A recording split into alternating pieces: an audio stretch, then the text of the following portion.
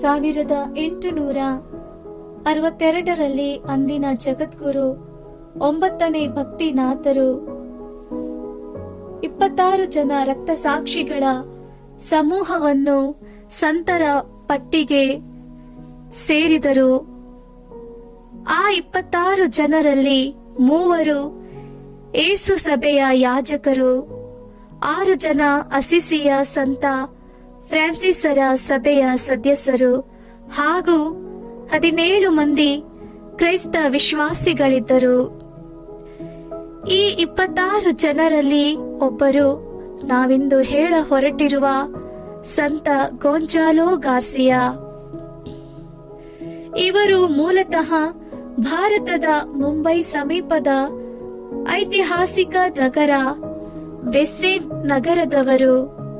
ಹಾಗಿದ್ದರೂ ಇವರು ಧರ್ಮ ಬಲಿಯಾದದ್ದು ದೂರದ ಜಪಾನ್ ದೇಶದಲ್ಲಿ. ಹಾಗಿದ್ದರೆ ಬನ್ನಿ ಅವರ ಬಗ್ಗೆ ಈ ಸಂಚಿಕೆಯಲ್ಲಿ ತಿಳಿಯೋಣ. ಗೊಂಜಾಲೋ ಗಾರ್ಸಿಯಾ ಹುಟ್ಟಿದ್ದು 1556ರಲ್ಲಿ. ಆಗಷ್ಟೇ ಭಾರತಕ್ಕೆ ಯುರೋಪಿಯನ್ನರು ಕಾಲಿಡುತ್ತಿದ್ದ ಕಾಲವದು. ಬಂದರು ನಗರ ಮುಂಬೈ ಪಕ್ಕದಲ್ಲೇ ಇದ್ದ ಬೆಸ್ಸಿನ್ ಮೇಲೆ ವ್ಯಾಪಾರಿ ದೃಷ್ಟಿಯಲ್ಲಿ ಹಿಡಿತ ಸಾಧಿಸಲು ಯುರೋಪಿಯನ್ ದೇಶಗಳೇ ಪ್ರಯತ್ನ ಮಾಡುತ್ತಿದ್ದರು.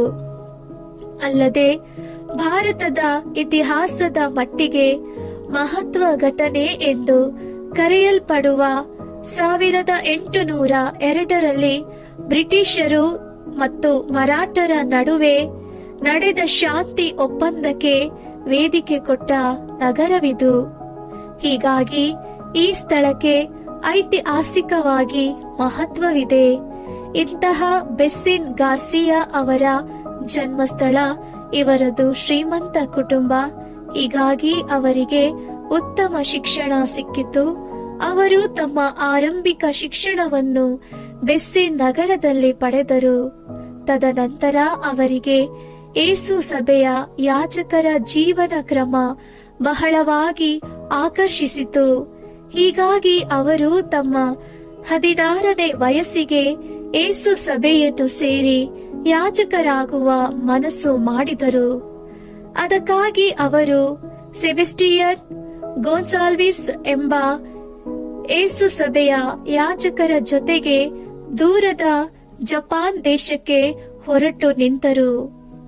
ಹಾಗೂ ಅಲ್ಲಿ 1574ರಿಂದ 1582ರ ತನಕ 8 ವರ್ಷಗಳ ಕಾಲ ಯಾಜಕರ ಜೊತೆಗೆ ಸೇವೆ ನೀಡಿದರು. ಈ ವೇಳೆ ಅವರು ಸಾಕಷ್ಟು ಬಾರಿ ಯಾಜಕರಾಗುವ ಆಸೆ ವ್ಯಕ್ತಪಡಿಸಿದರು. ಏಸು ಸಭೆಯ ಮುಖ್ಯಸ್ಥರು ಅದಕ್ಕೆ ಏನು ಪ್ರತಿಕ್ರಿಯೆ ನೀಡಲಿಲ್ಲ. ತಾನು ಏಸು ಸಭೆಯ ಯಾಜಕನಾಗಲು ಸಾಧ್ಯವಿಲ್ಲ ಎನ್ನುವುದು ಅರಿತ ಗಾರ್ಸಿಯಾ ಸಂತ ಫ್ರಾನ್ಸಿಸರ ಸಭೆಯನ್ನು ಸೇರುವ ಬಗ್ಗೆ ಯೋಚನೆ ಮಾಡಿದರು. ಹೀಗಾಗಿ ಏಸು ಸಭೆಯ ಯಾಜಕರ ಸಾಂಗತ್ಯ ತೊರೆದು ಫ್ರಾನ್ಸಿಸ್ಕನ್ ಸಭೆಯ ಯಾಜಕರ ಜೊತೆಗೆ ಕೂಡಿಕೊಂಡರು. ಆದರೆ ಅವರಿಗೆ ಈ ಸಭೆಯ ಸದಸ್ಯತ್ವ ಪಡೆಯಲು ಮನಸ್ಸಾಗಲಿಲ್ಲ. ಹೀಗಾಗಿ ಕೆಲವೇ ತಿಂಗಳಲ್ಲಿ ಜಪಾನ್ ದೇಶವನ್ನು ತೊರೆದು ಅಲ್ಲೇ ಹತ್ತಿರದಲ್ಲಿದ್ದ ಮೆಕಾವೋ ಎಂಬ ದ್ವೀಪಕ್ಕೆ ಹೋದರು.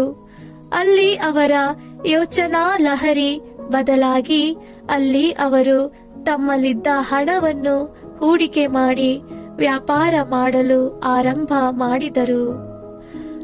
ನೋಡುತ್ತಲೇ ಅವರು ಸಣ್ಣ ವಯಸ್ಸಿಗೆ ಒಬ್ಬ ಯಶಸ್ವಿ ಉದ್ಯಮಿಯಾಗಿ ಬೆಳೆದರು. ಪರಿಣಾಮವಾಗಿ ಅವರಿಗೆ ಹಲವು ಶ್ರೀಮಂತರ ಹಾಗೂ ಪ್ರಸಿದ್ಧ ವ್ಯಾಪಾರಿಗಳ ಸ್ನೇಹ ಲಭಿಸಿತು. ಇನ್ನು ದೊಡ್ಡ ಉದ್ಯಮಿ ಆಗುವ ಆಸೆಯಿಂದ ಅವರು ಮೆಕಾವೋ ದ್ವೀಪವನ್ನು ಬಿಟ್ಟು ಫಿಲಿಪೈನ್ಸ್ ದೇಶದ ರಾಜಧಾನಿ ಮನಿಲಾ ನಗರಕ್ಕೆ ಬಂದರು. ಫಿಲಿಪೈನ್ಸ್ ದೇಶದಲ್ಲಿಯೂ ಸಾಕಷ್ಟು ದೊಡ್ಡ ಪ್ರಮಾಣದಲ್ಲಿ ಜಪಾನ್ ಮೂಲದ ಜನರಿದ್ದರು. ಅವರ ಜೊತೆಗೆ ಗಾರ್ಸಿಯಾ ಬೇಗನೆ ಬೆರೆತುಕೊಂಡರು. ಆದರೆ ಕೆಲವೇ ಸಮಯದಲ್ಲಿ ಅವರ ಮನಸ್ಸು ಬದಲಾಗಿ ತಾವು ಯಾಜಕರಾಗುವ ಆಸೆ ಮತ್ತೆ ಮೂಡಿತು. ಹೀಗೆ 1586ರಲ್ಲಿ ಅವರು ತಮ್ಮ ವ್ಯಾಪಾರ ವಹಿವಾಟುಗಳನ್ನೆಲ್ಲ ಮುಚ್ಚಿ ಫ್ರಾನ್ಸಿಸ್ಕನ್ ಸಭೆಯ ಸದಸ್ಯತ್ವ ಪಡೆದು ಧಾರ್ಮಿಕ ಸಹೋದರರಾದರು. ಈ ವೇಳೆ ಅವರಿಗೆ 30 ವರ್ಷದ ಪ್ರಾಯ. ಆಗ ಅವರಿಗೆ ಊಟದ ಹಾಗೂ ಅಡುಗೆ ಮನೆಯ ಜವಾಬ್ದಾರಿ ಕೊಡಲಾಗಿತ್ತು. ಕೆಲವೇ ಸಮಯದಲ್ಲಿ ಹಿಂದೆ ಒಬ್ಬ ಪ್ರಖ್ಯಾತ ಉದ್ಯೋಗಿಯಾಗಿದ್ದ ವ್ಯಕ್ತಿ ಬಹಳ ಶ್ರದ್ಧೆಯಿಂದ ಪಾತ್ರೆ ತೊಳೆಯುವುದು, ತರಕಾರಿ ತರುವುದು, ಊಟದ ಮೇಜು ಒರೆಸುವ ಕೆಲಸ ಮಾಡುತ್ತಿದ್ದದ್ದು ವಿಶೇಷ. ಮುಂದೆ ಅವರ ಬುದ್ಧಿವಂತಿಕೆ ಹಾಗೂ ಜಪಾನೀಸ್ ಭಾಷೆಯ ಮೇಲಿದ್ದ ಹಿಡಿತ ಕಂಡ ಫ್ರಾನ್ಸಿಸ್ಕನ್ ಸಭೆಯ ಮುಖ್ಯಸ್ಥರು ಗಾರ್ಸಿಯಾ ಅವರನ್ನು ಮನಿಲಾದ ಫ್ರಾನ್ಸಿಸ್ಕನ್ ಶಾಖೆಯ ಮುಖ್ಯಸ್ಥರಾಗಿದ್ದ ಪೆದ್ರೋ ಬ್ಯಾಪ್ಟಿಸ್ಟಾ ಎಂಬುವವರಿಗೆ ಸಹಾಯಕಾರರಾಗಿ ಕೆಲಸ ಮಾಡಿದರು. 1592ರಲ್ಲಿ ಅವರು ತಮ್ಮ ಮುಖ್ಯಸ್ಥರ ಜೊತೆಗೆ ಜಪಾನ್ ದೇಶಕ್ಕೆ ಮರಳಿದರು. ಆದರೆ ಕೆಲವೇ ಸಮಯದಲ್ಲಿ ಫ್ರಾನ್ಸಿಸ್ಕನ್ ಸಭೆಯ ಜಪಾನ್ ದೇಶದ ಘಟಕಕ್ಕೆ ಗಾರ್ಸಿಯಾ ಅವರೇ ಮುಖ್ಯಸ್ಥರಾದರು. ಈ ವೇಳೆ ಅವರು ಸುವಾರ್ತೆ ಸಾರುವ ಕಾರ್ಯಕ್ಕೆ ವಿಶೇಷ ಒತ್ತು ನೀಡಿ ಸಾಕಷ್ಟು ದೇವಾಲಯ ಹಾಗೂ ಮಠಗಳನ್ನು ಸ್ಥಾಪಿಸಿದರು. ಆದರೆ 1597ರಲ್ಲಿ ಪರಿಸ್ಥಿತಿ ಬದಲಾಗಿ ಜಪಾನ್ ದೇಶದಲ್ಲಿ ಕ್ರೈಸ್ತರ ಮೇಲೆ ದಾಳಿಗಳು ಆರಂಭವಾದವು. ಹೀಗಾಗಿ ಕ್ರೈಸ್ತರಿಗೆ ಸೇರಿದ ದೇವಾಲಯ ಹಾಗೂ ಮಠಗಳು ನೆಲಸಮವಾದವು. ಸಾಕಷ್ಟು ಕ್ರೈಸ್ತರ ಬಂಧನವಾಯಿತು. ಅದರ ಭಾಗವಾಗಿಯೇ ಗೊಂಜಾಲೋ ಗಾರ್ಸಿಯಾ ಸೇರಿದಂತೆ ಇನ್ನು 25 ಜನ ಕ್ರೈಸ್ತರನ್ನು ಸೆರೆ ಹಿಡಿಯಲಾಯಿತು. ಈ 26 ಜನರಲ್ಲಿ ಯಾಜಕರು, ಧಾರ್ಮಿಕರ ಸಹೋದರರು ಸೇರಿದಂತೆ ಕ್ರೈಸ್ತ ವಿಶ್ವಾಸಿಗಳು ಸಹ ಇದ್ದರು.